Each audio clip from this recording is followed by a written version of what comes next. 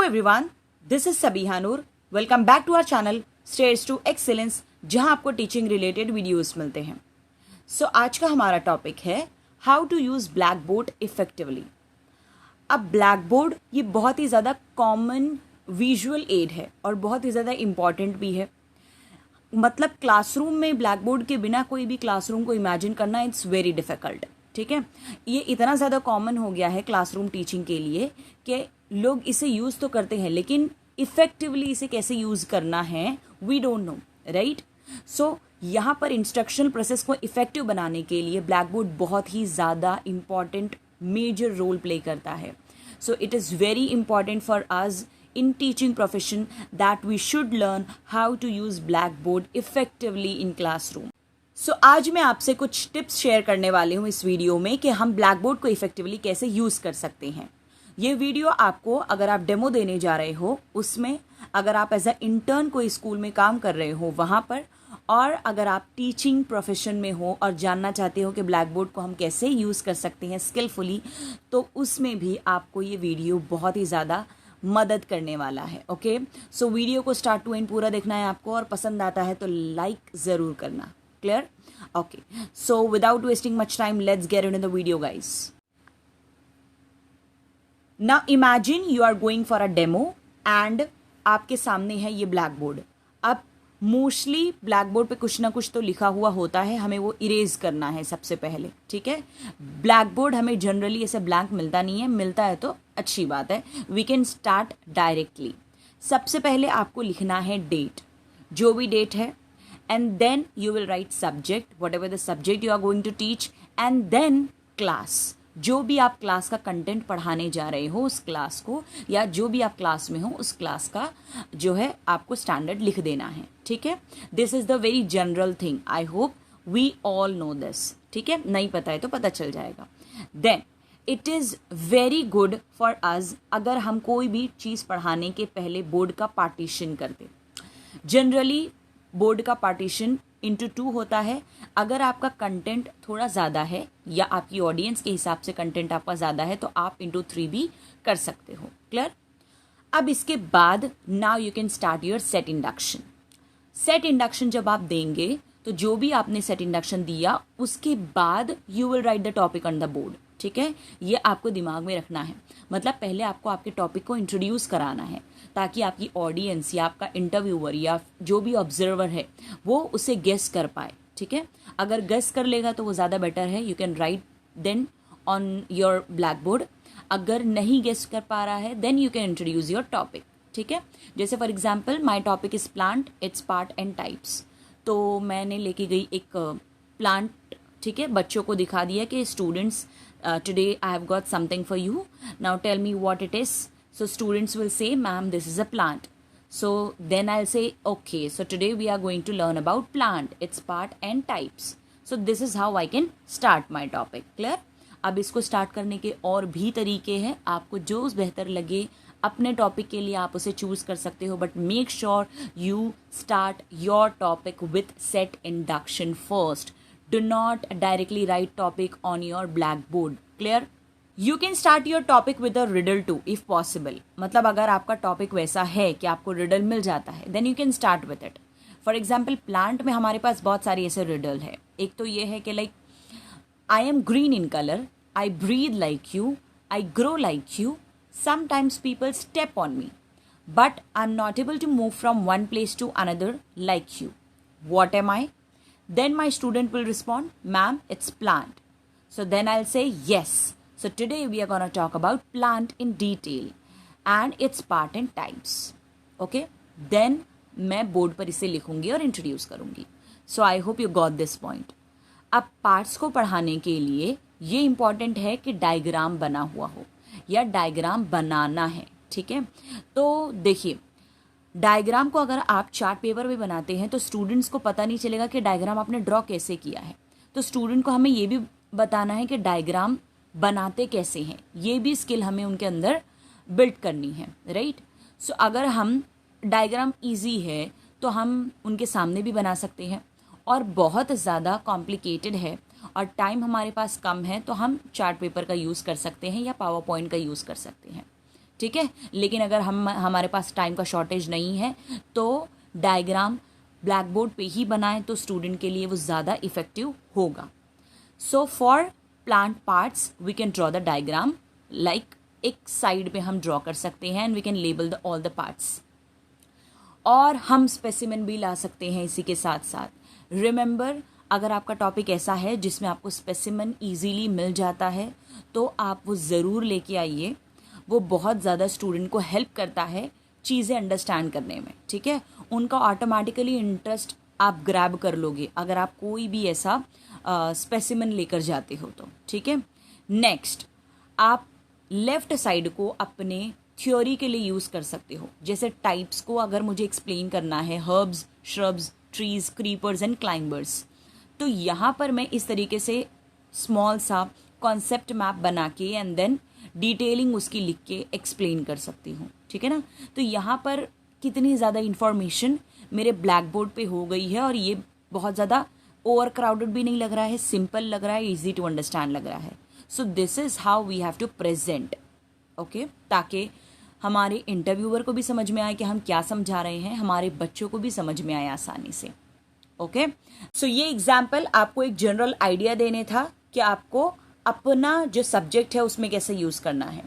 अगर आप history, geography पढ़ाते हैं तो important date, time, place and map, make sure आप ये चीज़ें ज़रूर लिखें। और अगर आप लैंग्वेज से डील करते हैं तो सिनोनिम्स, एंटोनिम्स, हार्ड वर्ड्स, ये ग्रामर, और अगर आप मैथ से डील करते हैं तो फॉर्मूलाज एंड सम। तो ये सारी चीज़ें बोर्ड पे होना ज़रूरी है, क्योंकि स्टूडेंट अगर विजुअली चीज़ों को देखते हैं तो वो ज़्यादा अच्छे से चीज़ें ग्रास्प कर पाते हैं। So make sure you right important things on the board neatly and clearly. Next, content पढ़ाने के बाद आप चीज़ों को समराइज करने के लिए कुछ ऐसा चार्ट प्रिपेयर कर सकते हो, पजल चार्ट, जिससे आपका पूरा क्लास इंगेज हो सकता है, ठीक है।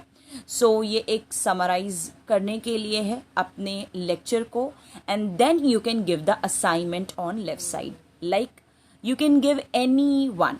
जैसे आप क्वेश्चन भी दे सकते हो, how plant makes their food, या write any 4 uses of plant, जिसमें बच्चे का ब्रेनस्टॉर्मिंग हो और वो सोचे, अपने से सोचे और उसे लिखे।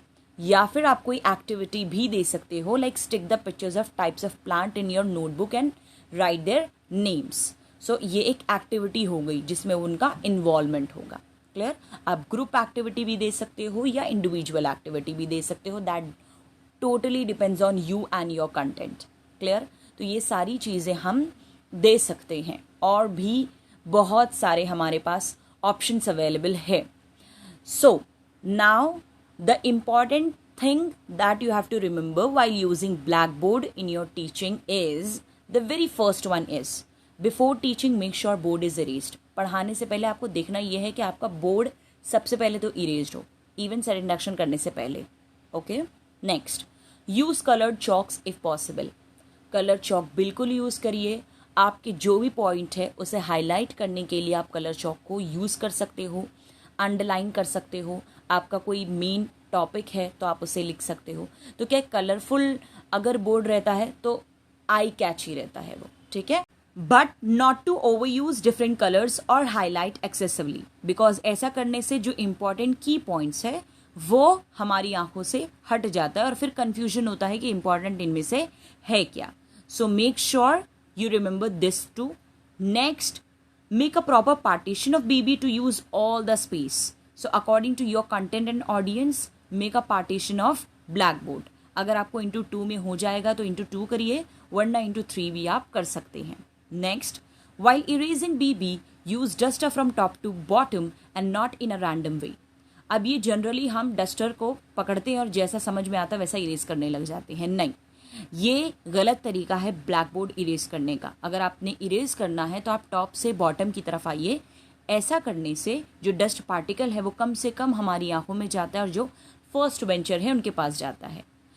अगर आपके पास कॉटन क्लॉथ है या फिर वेट स्पंज है तो आप वो भी यूज़ कर सकते हैं, वो ज़्यादा अच्छा रहेगा। लेकिन वो अवेलेबल नहीं है तो आप इस तरीके से अपने डस्टर को यूज़ कर सकते हैं।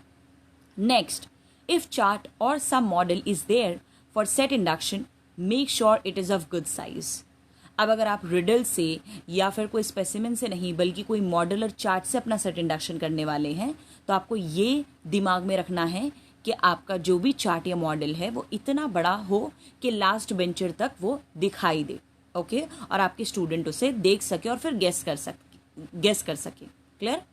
Next, for sticking chart on board instead of using 2-way tape use tacked glue.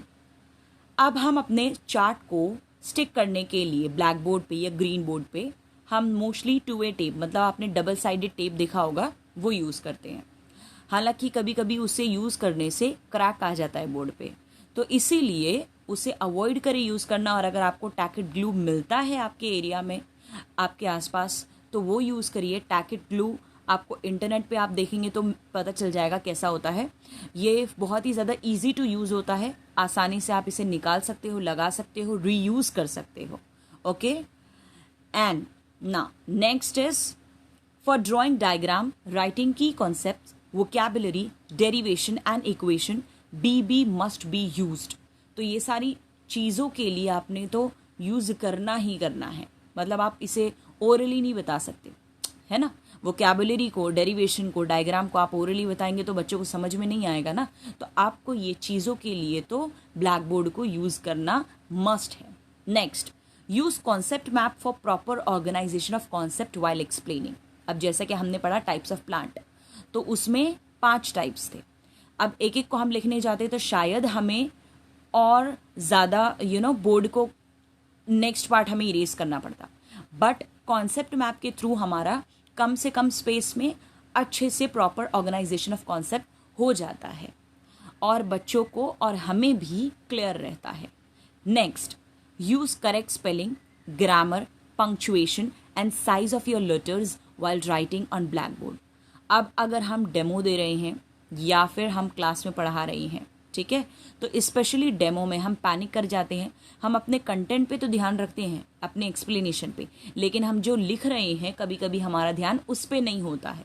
So make sure आप जो भी लिख रहे हैं उसका स्पेलिंग करेक्ट हो, स्पेलिंग मिस्टेक ना हो, ग्रामर आपका करेक्ट हो, पंक्चुएशन मार्क, अगर आप इंग्लिश टीचर हो then it is very important कि पंक्चुएशन मार्क प्रॉपर हो। Size of your letters, yes, sometimes कुछ ऐसे टीचर्स होते हैं शुरू बड़े बड़े लेटर से करते हैं, लिखते लिखते लिखते लिखते उनका लेटर छोटा होता चला जाता है, तो ये नहीं होना चाहिए। आप प्रॉपर मैनर में लिखिए, ठीक है, यूनिफॉर्म मैनर में होना चाहिए, एक जैसी लिखावट होनी चाहिए। Next, a teacher must remain at an angle of 45 degree from the black board. I hope आपको ये समझ में आ रहा है 45 डिग्री मतलब कैसा, मतलब हाफ आप ब्लैक बोर्ड को देख सके, हाफ आप अपने स्टूडेंट को देख सके। आपको कंप्लीटली ब्लैक बोर्ड की तरफ और बैक स्टूडेंट की तरफ करके नहीं लिखना है, क्योंकि ऐसा करने से आप स्टूडेंट को देख भी नहीं पाओगे और आप ब्लैक बोर्ड भी कवर कर रहे हो, ठीक है, हाइड कर रहे हो। So don't do this teachers. लिखते वक्त आपको 45 डिग्री का एंगल रखना है। Next, eye contact must be maintain with learners during lessons and as much as possible while writing on blackboard. So eye contact आपको करते रहना है, चाहे आप लिख ही क्यों नहीं रहे हो, क्योंकि अगर आपने आई कांटेक्ट करना स्टॉप कर दिया तो बच्चे ऐसे होते हैं कि फ़ौरन वो अपने आप को किसी न किसी चीज़ों में इंगेज कर लेंगे, कोई और दूसरी एक्टिविटीज़ में। सो इसीलिए आपको हमेशा उनके अटेंशन को अपनी तरफ खींच के रखना है। सो आई कांटेक्ट करने से एक तो क्लासरूम में डिसिप्लिन मेंटेन रहता है, second and most important thing is कि आपके बच्चों का अटेंशन आप आसानी से सस्टेन कर सकते हो। Next and last is, at the end of a lesson, a blackboard summary should be added which identifies the salient and important parts of the lesson. So at the end of a lesson आप summarize कर सकते हो और जो भी important parts और concepts आपने पढ़ाया है आप उसे लिख सकते हो। आपको डिटेलिंग लिखने की ज़रूरत नहीं है while giving a summary. So I hope all the points are clear to you. And lastly, if you have any question, doubt or confusion related to this video and topic, you can comment me down, or if you want to add something extra to it then वो भी आप comment कर सकते हो, ठीक है। So I hope आपको ये वीडियो हेल्प करी हो, एंड अगर आपको पसंद आता है तो लाइक करना मत भूलना। मिलते हैं नेक्स्ट वीडियो में गाइस, तब तक के लिए bye, take care of yourself and family, and thanks for watching.